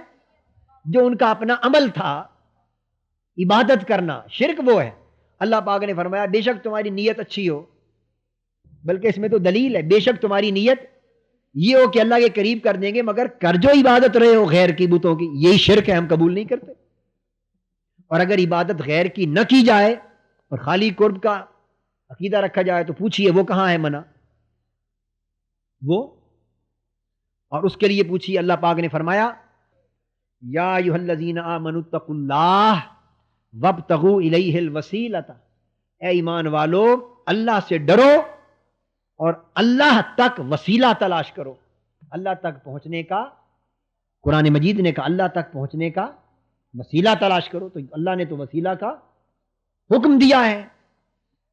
اے ایمان والو اللہ کا تقوی اختیار کرو، ڈرو اور اللہ تک پہنچنے کا، یہ لکھ لیں اللہ نے تو وسیلہ تلاش کرنے کا حکم دیا ہے. اور وہاں جو کافروں کو رد کیا وہ وسیلے کی وجہ سے نہیں.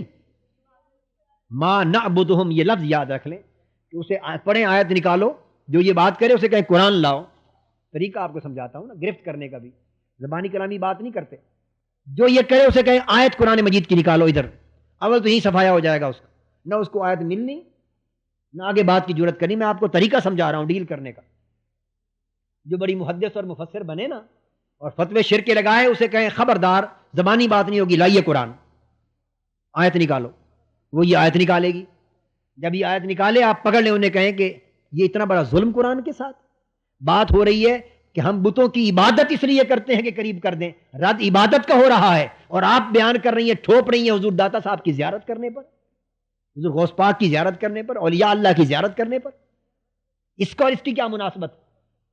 اگر ہم یہ کہتے کہ ہم ان کی عبادت کرتے ہیں بزرگوں کی اور اس لیے کرتے ہیں تاکہ اللہ کے قریب کر دیں، پھر اس آیت کے تحت ہم آ جاتے. ہم تو شرک سمجھتے ہیں غیر کی عبادت. ان کے پاس کوئی جواب نہیں رہے گا. دوسری دلیل جو سب سے بڑی دیتی ہیں کہ آپ اولیاء اللہ کو سفارشی مانتے ہیں اور انبیاء اولیاء کو اللہ کی بارگاہ میں، تو کیا اللہ کو سفارشی مانیں؟